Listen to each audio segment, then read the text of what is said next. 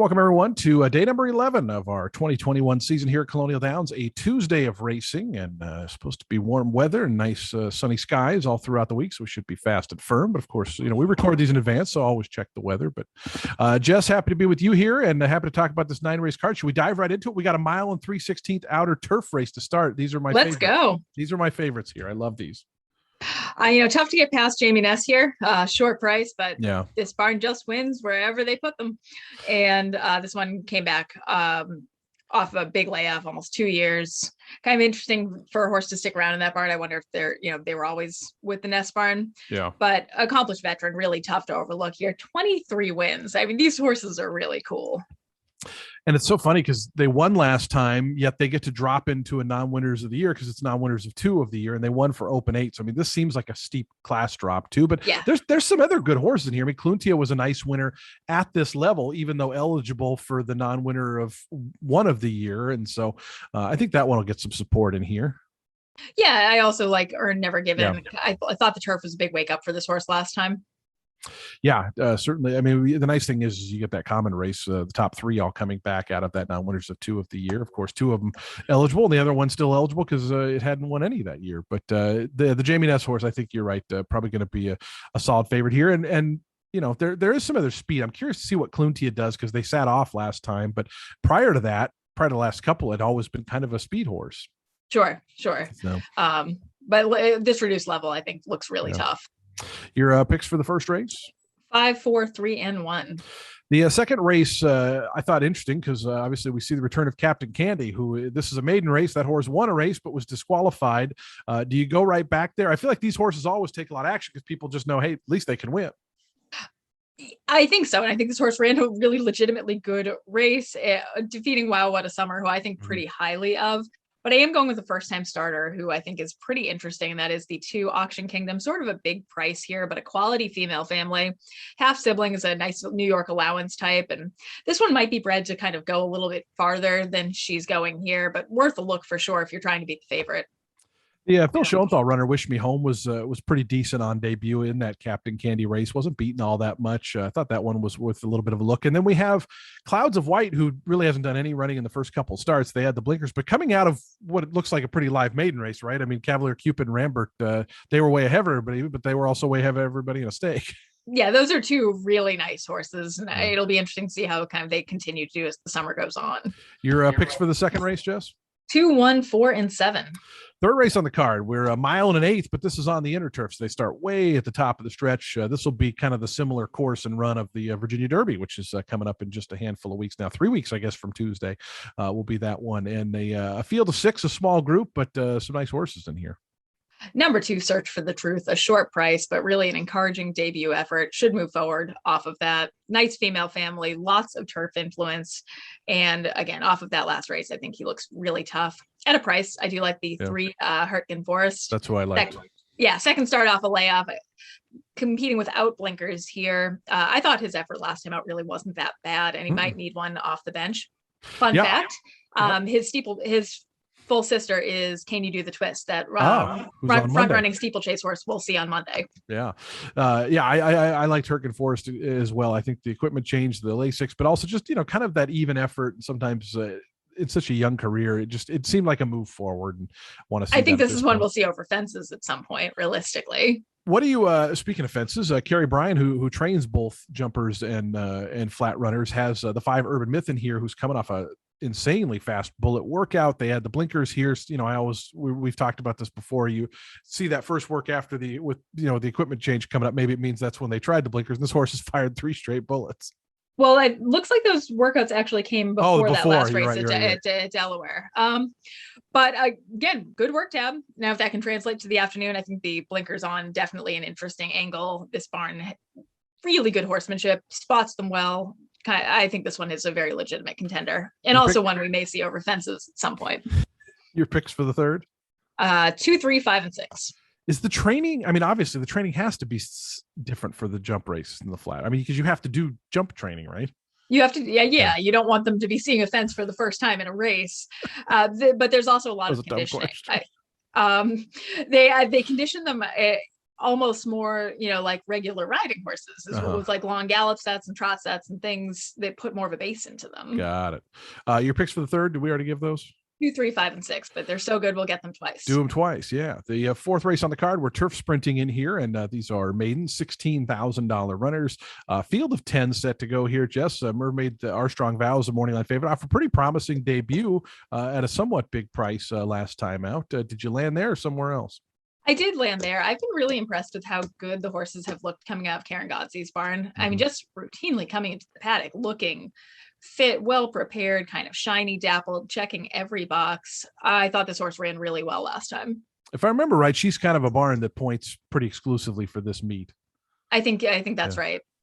The four, some nights we've talked about Joe Rocco Jr. and the success he's having. This is a horse who ran for maiden special last time out and split the field. I mean, it was certainly, and kind of made a big middle move, was I thought one who on the drop will probably get a fair bit of attention at the windows. Yeah, I'm not entirely convinced on this one, and I'm not entirely convinced how big of a move that actually was. I don't know what kind of field she really caught last time, but I think she's a contender. Yeah, Star Rules was a really big long shot, if I remember correctly, out in the 13 hole and kind of passed everybody down the lane. It was a little bit of a fall apart type race, I feel like. But your picks for the fourth race? 6, 4, 2, and 7. Fifth race on the card is a $10,000 non-winner two. We start our late pick 5 in here. We're at a mile and a 16th. Then we got another good old-fashioned big field here at Colonial of 10 runners. Jess, who's your top pick in here? My top pick is number 6 here, Odalia. A lot of appeal here. Only 3 career starts. I liked the maiden win. Modest class break. Only second try against winners. That's my favorite angle. I like horses that, are trying this level for the first or second time. They're at least relatively inexperienced. Yeah, the Sarah nice Nagel price on her too on the morning line. So yeah, the Nagel barn we've talked about, off to a fast start from limited starters, and the Gulfstream Park horses in general have been faring pretty good too. So I think that one. You think 10-1 is possible though? I'm an optimist. I think anything is possible if you dream big enough. All right, I'm going to tell Merv it's probably going to be a little less, but we'll hope for not too much less. Your picks for the fifth race? 6, 9, 2, and 7. Sixth race is the late pick 4. It's at a mile on the inner turf course, and you saw Glovana down on the inside, who's coming off a really big win. But that was a not great field. I mean, you can see the horse was even money that day. If I remember right, it was kind of a scratch down field. Is 10-1 here, so obviously the water's a lot deeper versus the open company than the non-winner 3. Kind of lost that last condition. So I'm a big fan of MC Reardon and always rooting for her with some local connections. She used to train at Suffolk Downs. I also learned a fun fact about her yesterday that I did not realize. She used to show horses with the current trainer I ride with. So really small world. She did the jumpers with my trainer. So fun, small world, both in and out of racing. I did go here with Fed Up, Fired Up, classy veteran, big return last time out with that big win at Pimlico. I think this is a little bit of a tougher group than she caught last time out, but I think she gets a little bit of an honest pace set up. There's some front runners to her outside. Yeah. Both the 7 and the 8 look like speed types, and both kind of Gulfstream based. We saw Classical Magic come up and tried to steal one last time out at a short price. Just got caught in the last couple of jumps. But All About Catherine, another one who likes to be kind of forwardly placed, and as you say, it's very possible they hook up. And the mile race, it's a little bit of a shorter run to the first turn. I feel like we do get a little bit more scramble starts sometimes in those ones because people just want to get that position into the first turn with the shorter run. So could very well heat up. Your picks for the 6th? 5, 7, 3, and 1. We're back at a mile and an 8th for a maiden special group in the 7th race on the card. You got a nice Michael Dickinson firster. You got a Shug. You got a Graham Motion. This is some barn power in this race. I really had a lot of fun handicapping this race. I'm pretty sure. I mean, these take me a couple of hours to handicap. This one may have taken probably as long as the rest of the card took, just looking up all of the pedigrees. I went with number 11, Pruning, multi-generational homebred. What a female family on this horse. Her dam's a half to On Leaves and Ironicus, who I actually really love. Stallion, that's a separate thing. Solid producer, graded stakes winner Onus is on her resume already. So this one's really bred to be a very nice racehorse. Fortuna also, this is a horse, several chances to get the job done at this point, but some pedigree. She's been catching some tough fields. I mean, coming out of a good 4th at Saratoga, I think that translates here. Yeah, we saw Shug and Forrest team up with that really good firster sprinting last week. Sugar also has Flanagan's Cove, we should mention, who last time out here at Colonial didn't take a ton of money and just kind of split the field, but they're adding the blinkers this time. I think Forrest choosing the other one, because I think she has first call on these, is maybe a little bit telling. It is. And Flanagan's Cove, again, super pedigree on this one as well. Her dam was a multiple graded stakes winner and gave a really nice impression last time as well. She needed more. I wonder if the blinkers do get her a little bit more engaged. Yeah, Silky Warrior had a nice finish here back on opening day. Again, the prevailing flow of these races early on had kind of been those off the pace ones. So I think maybe a little bit corsated. But your picks for the 7th? 11, 1, 4, and 2. The 8th race on the card. We're at a mile and 8th again. A lot of mile and 8th races this week. They're testing our distance here at Colonial Downs, and big field here, 11 runners, and this is actually a really just good late sequence, I thought. This is a really competitive. This is a really competitive sequence. A lot of interesting races. Number 5, Quid, my top selection. I liked that last victory. Good allowance field. Only a handful of starts. He's making his 3rd start, I believe, of this form cycle. And Derek Ryan has been super live from limited starters. Yeah. Did you have Quid last time out? I mean, probably, maybe. I want to say you did. I know he was down on the rail that day, but just a couple other horses in the race. Hey Padre Serenego, we talked about earlier. This horse coming in with 2 straight wins at Gulfstream and Delaware, obviously in very good form. I thought Last Samurai's last effort, a second in an allowance at Churchill. The Churchill runners, as we've seen, have been pretty good. And you see, look at the running line. Look at the running line on that, though. I have some questions. Yeah. I was going to use this horse, and then I kind of really looked. I want to go back and watch the replay, but also he gets, then he's away for a little while. But it's not like he comes right back. So clearly, it was a something. Yeah. Yeah, but you look through his, Mask Parade, Super Stock, the Arkansas Essential Derby. Quality. Yeah, no, this horse was on the Derby trail for a hot minute, but the turf does seem to agree with him. I have some questions. Yeah. I'm curious what the Van Doff will do to his price, because I think he might be a little bit lower price if that line isn't in there. Implying that some people have reading compression and aren't just scanning through this and.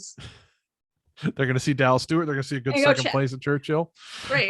Jerry Roman's horse. We had dinner with Jerry the other night. He's got English Tavern in here, who was a pretty nice finisher last time out, finishing 3rd here. A good chance. This is a really solid. You can make a case for, I think, almost everyone in this field. All right. Well, who did you end up making the final case for? 5, 4, 8, and 3. The 9th and final, we're sprinting on the outer turf, maiden $20,000. Are these bottom for the age? 2-year-olds, that probably is the bottom for 20,000. Because we always joke about bottom maidens at the end of the card. But Jamie Nesson here with Paco Lopez, Merv has a 10-1. I don't know that we're going to get that. I feel like those connections are going to get bet. But there is some first-time starters. You get a little bit of form and still doing time. And Bring the Wine was pretty good last time out. Where did you land in this 13-horse extravaganza? I'm going to confidently head in the direction of a 20-1 long shot. That is number 7, Debbie's Treasure. Lasix for the first time. Debut effort was, not that great, but I think she can move forward. Homebred for Gil Campbell's Stonehenge Farm. He's a New England Hall of Famer. He also bred and raced Blazing Sword, my all-time favorite horse. And this horse is trained by Edward Allard. Ned Allard, New England Hall of Fame trainer Ned Allard, who is truly one of the good guys. This is an owner and trainer combination that have been teaming up for success in New England and the Mid-Atlantic for 30 plus years at this point. And I think it's really interesting when any trainer and owner have that relationship for that long. But Debbie's Treasure, I'll swing for the fences here happily. All right. Well, we'll see what happens. Your picks for the finale? 7, 8, 10, and 1. All right. Well, we'll be back with you guys tomorrow. First post at 1:45 p.m. as week 4 continues on here at Colonial Downs. We wish you the best of luck with your selections, and we'll see you back. Thanks.